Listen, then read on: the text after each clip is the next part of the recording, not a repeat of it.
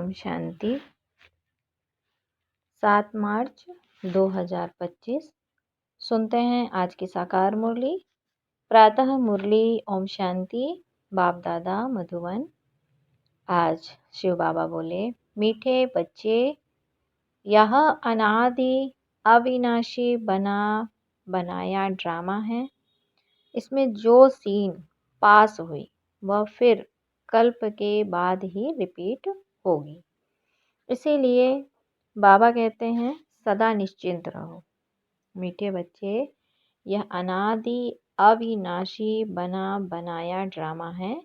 इसमें जो सीन पास हुई वह फिर कल्प बाद ही रिपीट होगी। इसलिए सदा निश्चिंत रहो। आज का प्रश्न है, यह दुनिया अपनी तमो प्रधान स्टेज पर है, पहुंच गई है, उसकी निशानी क्या है? यह दुनिया अपनी तमो प्रधान स्टेज पर पहुंच गई है, उसकी निशानी क्या है? उत्तर है, दिन प्रतिदिन उपद्रव होते रहते हैं। कितनी घमसान हो रही है। चोर कैसे मार पीट कर लूट ले जाते हैं। बिना मौसम बरसात पड़ती रहती है। कितना नुकसान हो जाता है। यह सब तमो प्रधान के चिन्ह हैं। तमो प्रधान प्रकृति दुख देती रहती है। तुम बच्चे ड्रामा के राज को जानते हो, इसीलिए कहते हो नथिंग न्यू। अच्छा, ओम शांति ओम शांति। अभी तुम बच्चों पर ज्ञान की वर्षा हो रही है। बाबा बोले, मीठे बच्चे, अभी तुम बच्चों पर ज्ञान की वर्षा हो रही है। तुम हो संगम युगी और बाकी जो भी मनुष्य हैं वह सब हैं कलयुगी। इस समय दुनिया में अनेक मतांतर हैं। तुम बच्चों की तो है एक मत, जो एक मत भगवान की ही मिलती है। वे लोग भक्ति मार्ग में जप तप तीर्थ आदि जो कुछ करते हैं वह समझते हैं यह सब रास्ते भगवान से मिलने के हैं। कहते हैं भक्ति के बाद ही भगवान मिलेंगे, परंतु उन्हों को यह पता ही नहीं है कि भक्ति शुरू कब होती है और कब तक चलती है। सिर्फ कह देते भक्ति से भगवान मिलेगा। इसीलिए अनेक प्रकार की भक्ति करते आते हैं। यह भी खुद समझते हैं कि यह परंपरा से हम भक्ति करते आए हैं। एक दिन भगवान जरूर मिलेगा। कोई न कोई रूप में भगवान मिलेगा। क्या करेंगे? जरूर सद्गति करेंगे, क्योंकि वह है ही सर्व का सद्गति दाता। भगवान कौन है, कब आएगा, यह भी नहीं जानते। महिमा भल किस्म किस्म की गाते हैं।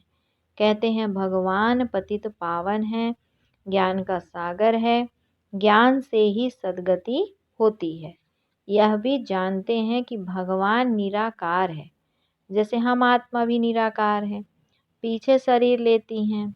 हम आत्माएं भी बाप के साथ परम धाम में रहने वाली हैं।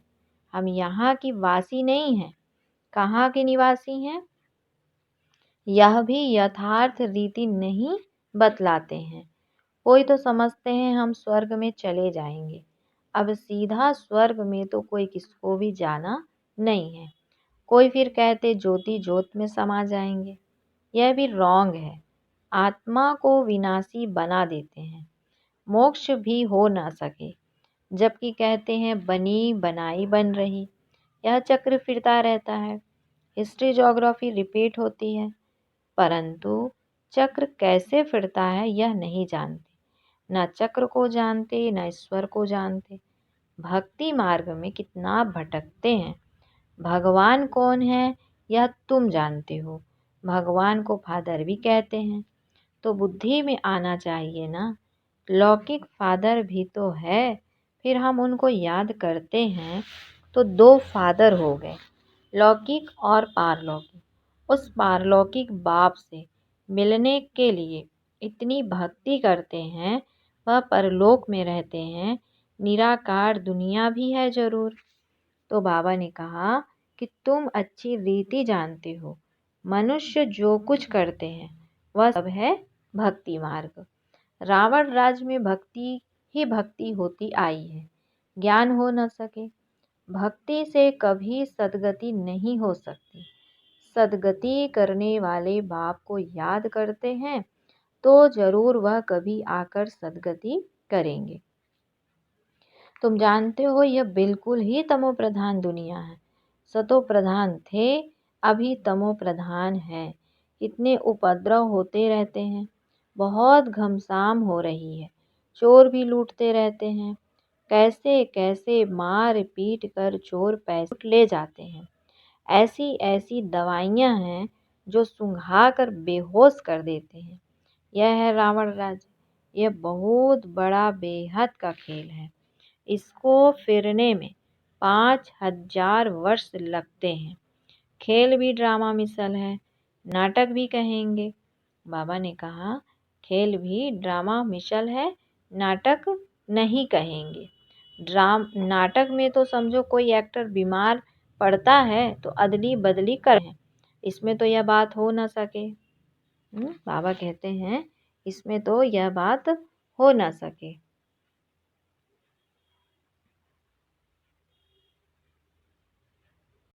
तो बाबा ने कहा कि नाटक में तो अदली बदली हो सकती है, लेकिन इसमें तो यह बात हो ना सके।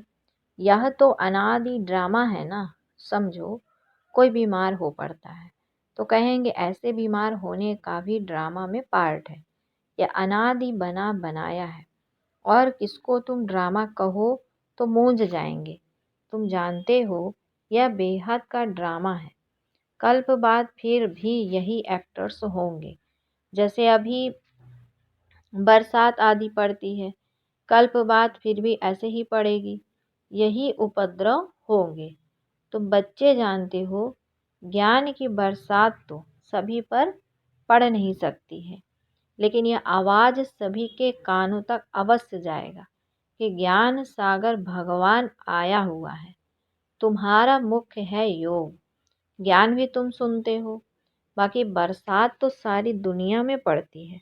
तुम्हारे योग से स्थायी शांति हो जाती है। तुम सबको सुनाते हो कि स्वर्ग की स्थापना करने भगवान आया हुआ है, परंतु ऐसे भी बहुत हैं जो अपने को भगवान समझ लेते हैं। तो तुमको फिर कौन मानेगा? इसीलिए बाप समझाते हैं, कोटों में कोई निकलेंगे।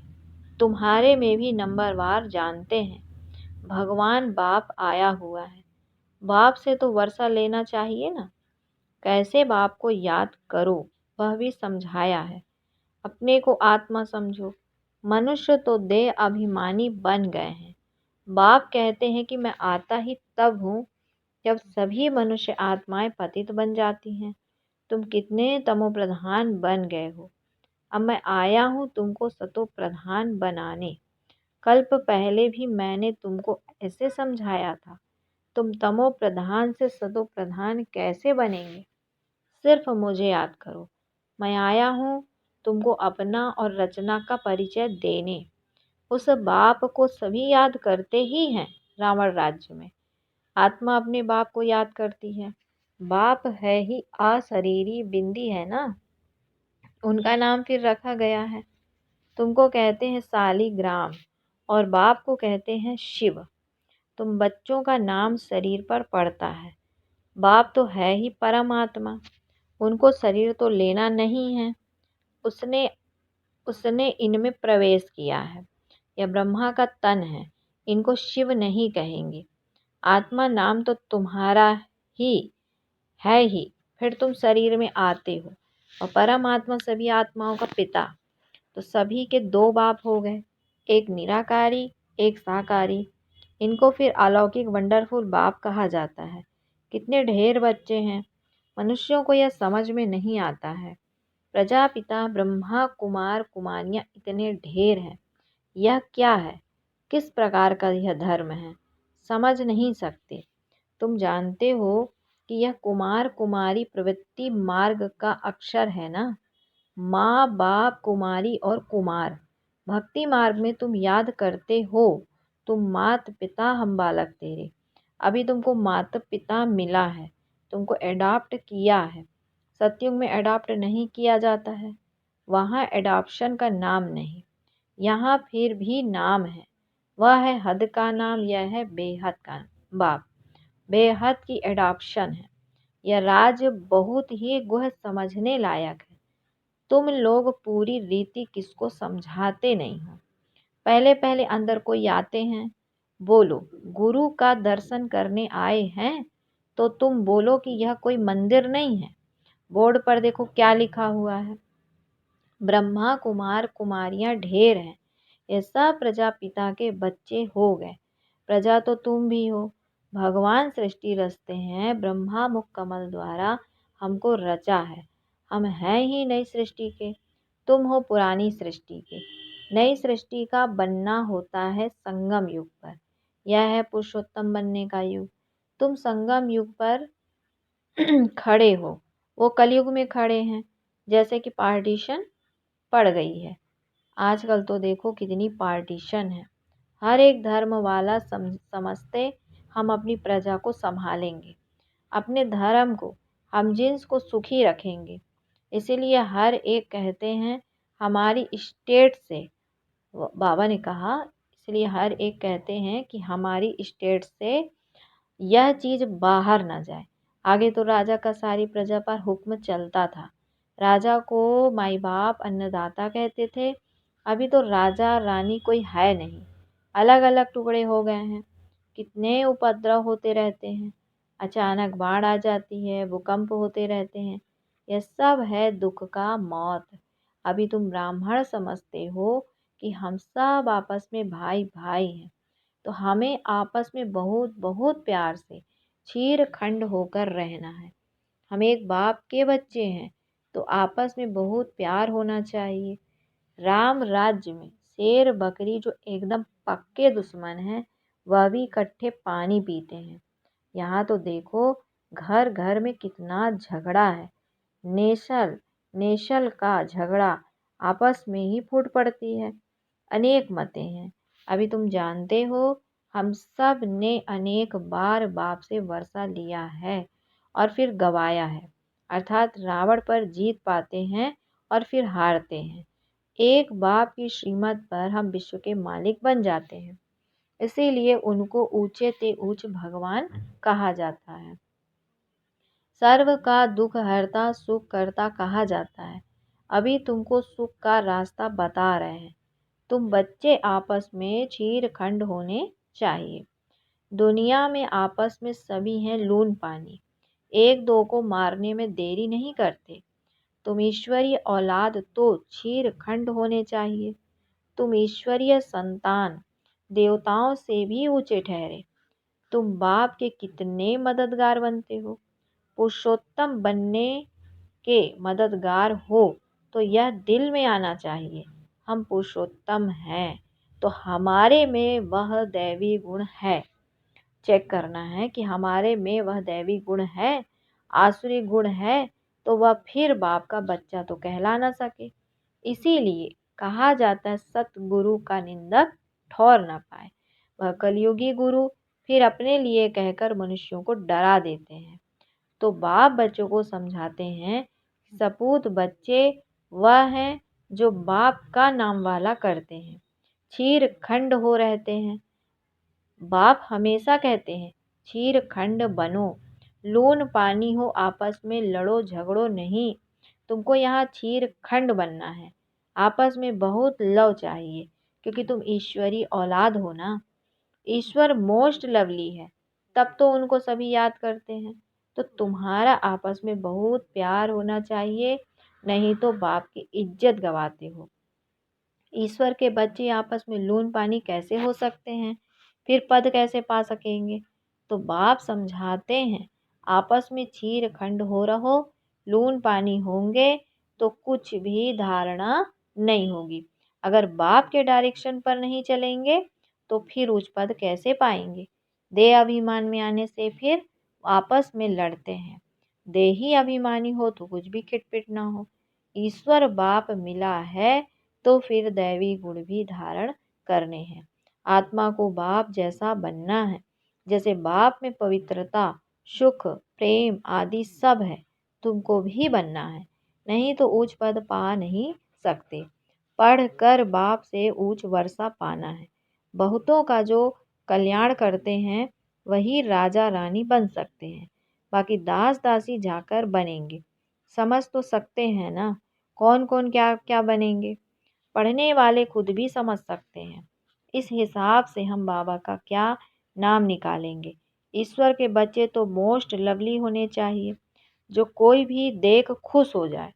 बाबा को भी मीठे वह लगेंगे, पहले घर को तो सुधारो। बाबा को भी मीठे वह लगेंगे, पहले घर को तो सुधारो। पहले घर को, फिर पर दूसरों को सुधारना है। गृहस्थ व्यवहार में कमल फूल समान पवित्र और शीरखंड होकर रहो। कोई भी देखे तो कहे, ओहो यहाँ तो स्वर्ग लगा पड़ा है। अज्ञान काल में भी बाबा ने खुद ऐसे घर देखे हैं कि 6-7 बच्चे शादी किए हुए सब इकट्ठे रहते हैं। सब सवेरे उठकर भक्ति करते, एक घर में एकदम शांति लगी रहती है। यह तो तुम्हारा ईश्वरीय कुटुंब है। हंस और बगुला इकट्ठा तो रह नहीं सकते। तुमको तो हंस बनना है। लोन पानी होने से बाबा राजी नहीं होगा। बाबा कहेंगे तुम कितना नाम बदनाम करते हो। अगर चीरखंड होकर नहीं रहेंगे तो स्वर्ग में उच्च पद पा नहीं सकेंगे, बहुत सजा खाएंगे। बाप का बनकर फिर अगर लून पानी हो रहते हैं तो 100 गुना सजा खाएंगे। फिर तुमको साक्षात्कार भी होते रहेंगे कि हम क्या पद पाएंगे। अच्छा, फिर बाबा याद प्यार देते हैं मीठे मीठे सिकिलधे बच्चों प्रति। माता पिता बाप दादा का याद प्यार और गुड मॉर्निंग। रूहानी बाप की रूहानी बच्चों को नमस्ते। हम रूहानी बच्चों की रूहानी माता पिता बाप दादा को याद प्यार गुड मॉर्निंग और नमस्ते। फिर है धारणा के लिए मुख्य सार। आज बाबा बोले कि सदा ध्यान रहे हम ईश्वर के बच्चे हैं, हमें मोस्ट लवली होकर रहना है। आपस में कभी भी लून पानी नहीं होना है। पहले अपने को सुधारना है, फिर दूसरों को सुधारने की शिक्षा देनी है। पहले अपने को सुधारना है, फिर दूसरे को सुधारने की शिक्षा देनी है। दूसरा है जैसे बाप में पवित्रता, सुख, प्रेम और सब गुण हैं, ऐसे बाप समान बनना है। ऐसा कोई कर्म नहीं करना है जो सतगुरु का निंदक बने। अपनी चलन से बाप का नाम वाला करना है ना। जो बाबा कहते हैं ऐसा कोई कर्म नहीं करना है जो सतगुरु का निंदक बने, अपनी चलन से बाप का नाम वाला करना है। फिर बाबा ने बच्चों को वरदान दिया, बाप और प्राप्ति की स्मृति से सदा हिम्मत उल्लास में रहने वाले एक रस अचल भाव। बाप और प्राप्ति की स्मृति से सदा हिम्मत उल्लास में रहने वाले एक रस अचल भाव। बाबा कहते हैं बाप द्वारा जन्म से ही जो प्राप्तियां हुई हैं उनकी लिस्ट सदा सामने रखो। जब प्राप्ति अटल अचल है तो हिम्मत और उल्लास भी अचल होना चाहिए। अचल के बजाय यदि मन कभी चंचल हो जाता है व स्थिति चंचल में आ जाती है तो इसका कारण है कि बाप और प्राप्ति को सदा सामने नहीं रखते। सर्व प्राप्तियों का अनुभव सदा सामने व स्मृति में रहे तो सब विघ्न खत्म हो जाएंगे। सदा नया उमंग नया उल्लास रहेगा, स्थिति एकरस और अचल रहेगी। क्या कहते शिव बाबा, ईश्वर प्राप्तियों का अनुभव सदा सामने व स्मृति में रहे तो सब विघ्न खत्म हो जाएंगे। सदा नया उमंग नया उल्लास रहेगा, स्थिति एक रस और अचल रहेगी। स्लोगन है, किसी भी प्रकार की सेवा में सदा संतुष्ट रहना ही अच्छे मार्क्स लेना है। किसी भी प्रकार की सेवा में सदा संतुष्ट रहना ही अच्छे मार्क्स लेना है। ये आज के अव्यक्त सारे की पॉइंट है। सत्यता और सभ्यता रूपी कल्चर को अपनाओ। सत्यता और सभ्यता रूपी कल्चर को अपनाओ। आप ब्राह्मण बच्चे बहुत बहुत रॉयल हो। आपका चेहरा और चलन दोनों ही सत्यता की सभ्यता अनुभव कराए। वैसे भी रॉयल आत्माओं को सभ्यता की देवी कहा जाता है। उनका बोलना, देखना, चलना, खाना, पीना, उठना, बैठना, हर कर्म में सभ्यता सत्यता स्वतः ही दिखाई देती है। ऐसे नहीं कि मैं तो सत्य को सिद्ध कर रहा हूँ और सभ्यता हो ही नहीं, यह तो राइट नहीं है। माना सत्यता को सिद्ध करने के लिए सभ्यता सबसे मुख्य है। इसीलिए बाबा ने कहा कि ऐसा भी नहीं कि मैं तो सत्यता को सिद्ध कर रहा हूँ और सभ्यता हो ही नहीं, यह तो राइट नहीं है। अच्छा, ओम शांति, ओम शांति।